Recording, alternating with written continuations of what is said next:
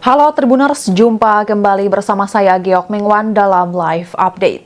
Kepala Pusat Pelaporan dan Analisis Transaksi Keuangan atau PPATK, Ivan Yustiavandana meminta maaf kepada masyarakat terkait kebijakan penghentian sementara atau pembekuan rekening dorman atau nganggur milik masyarakat yang sempat menimbulkan polemik. Ivan menegaskan langkah tersebut dilakukan murni untuk melindungi rekening nasabah dari para pelaku tindak kejahatan yang menggunakan rekening-rekening dorman untuk melancarkan berbagai modus aksi kejahatannya. Ia juga menyampaikan tidak ada niat sedikit pun untuk merugikan masyarakat, khususnya warga yang terdampak kebijakan yang dimulai sejak awal Mei 2025 tersebut. Ivan menegaskan seluruh dana masyarakat yang tersimpan di rekening dorman yang dibekukan PPATK aman 100% karena pihaknya tidak melakukan penyitaan, perampasan maupun peminjaman dana nasabah yang ada di rekening tersebut. Selain itu, ia juga menjelaskan bukan pihaknya yang menentukan kriteria penentuan rekening dorman, melainkan pihak perbankan. Hingga hari ini Rabu 6 Agustus 2025 ada sekira 122 juta rekening yang sempat dibekukan PPATK telah diaktifkan kembali. Namun hingga saat ini proses pengaktifan rekening tersebut masih berlangsung. Lebih lengkap terkait hal ini kita akan mendengarkan laporan reporter Tribun News Gita Irawan. Silakan rekan Gita. Ya, terima kasih rekan GG. Selamat sore Tribuners. Saat ini saya sedang berada di kawasan Jakarta Pusat. Tadi saya bersama sejumlah awak media lainnya mengikuti kegiatan di mana Pusat Pelaporan dan Analisis Transaksi Keuangan atau PPATK menggelar diskusi dengan awak media terkait dengan kebijakan pembekuan rekening dorman atau nganggur di kantor PPATK Jakarta Pusat. Dalam diskusi tersebut sejumlah petinggi PPATK memberikan penjelasan mulai dari awal kebijakan tersebut direncanakan hingga saat ini. Selain itu dipaparkan juga sejumlah data mulai dari pemberitaan media menyangkut korban tindak pidana keuangan yang memanfaatkan rekening dorman milik masyarakat, kemudian juga termasuk diantaranya adalah pembobolan rekening hingga praktik judi online. Tak hanya itu, PPATK juga memaparkan dampak positif dari kebijakan tersebut, khususnya dalam menekan transaksi judi online dan juga tindak pidana lainnya. Usai diskusi, tadi Kepala PPATK Ivan Yustiavandana meminta maaf kepada masyarakat terkait kebijakan tersebut, khususnya bagi mereka yang terdampak. Ivan menegaskan langkah tersebut dilakukan murni untuk melindungi rekening nasabah dari para pelaku tindak kejahatan yang menggunakan rekening-rekening dorman untuk melancarkan berbagai modus aksi kejahatannya. Dia juga menyampaikan tidak ada niat sedikit pun untuk merugikan masyarakat, khususnya warga yang terdampak kebijakan yang dimulai sejak awal Mei 2025 tersebut.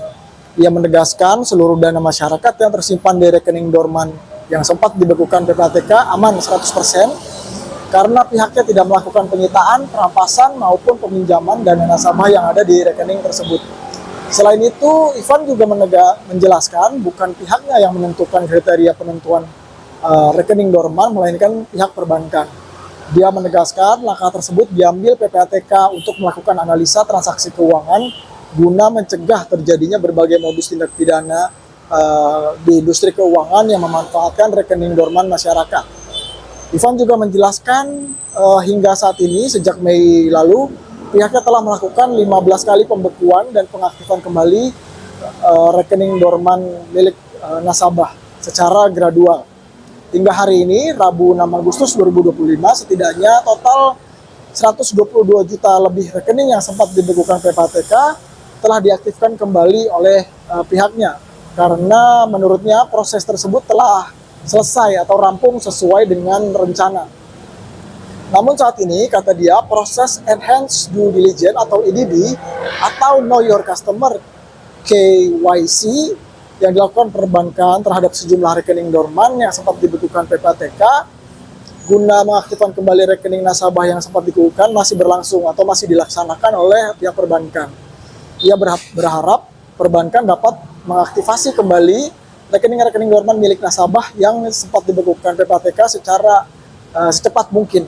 Untuk itu, Ivan mengatakan PPATK sedang berkomunikasi dengan pihak perbankan untuk memudahkan nasabah pemilik rekening dorman mengaktifkan kembali rekening yang sempat dibekukan.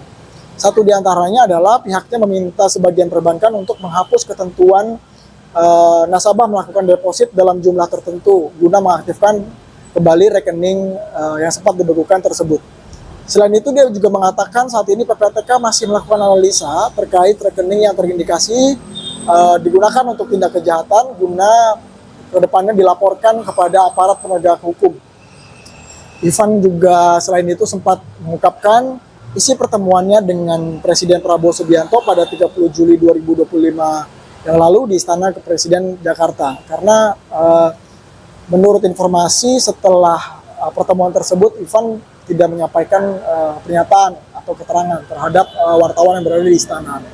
Ivan menjelaskan dalam pertemuan tersebut tidak dibahas terkait dengan polemik pembekuan rekening Dorman tersebut. Namun ia meyakini Presiden mendukung langkah yang dilakukan PPATK tersebut, mengingat hal 3 dan seterusnya sampai 15 tahap.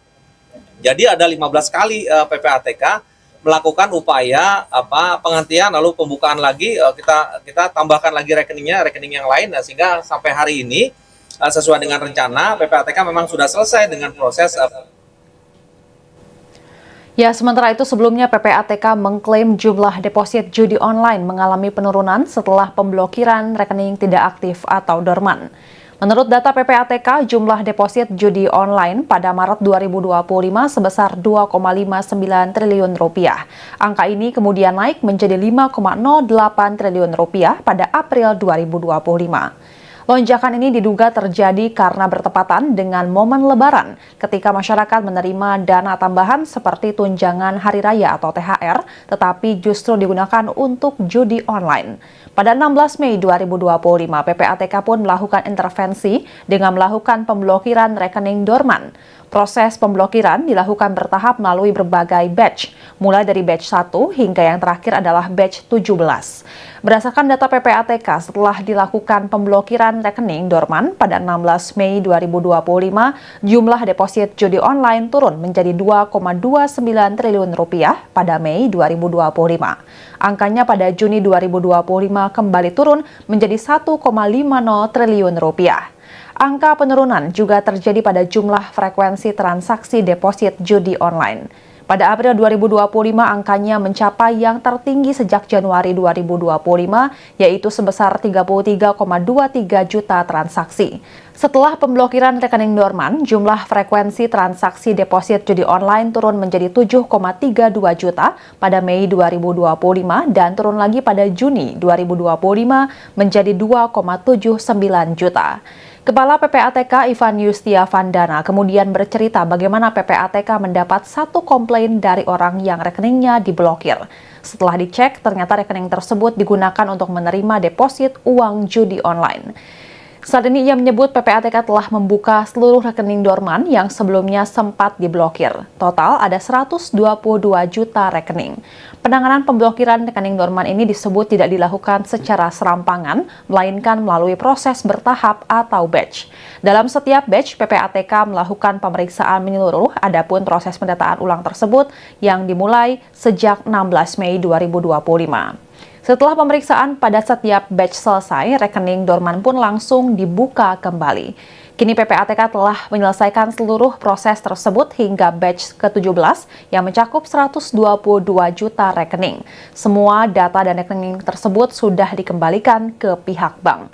Pihak perbankan pun memiliki mekanisme lanjutan yang berbeda-beda tergantung kebutuhan dan kebijakan masing-masing bank. Jangan lupa like, subscribe, dan share ya! Download Tribun X sekarang, menghadirkan lokal menjadi Indonesia.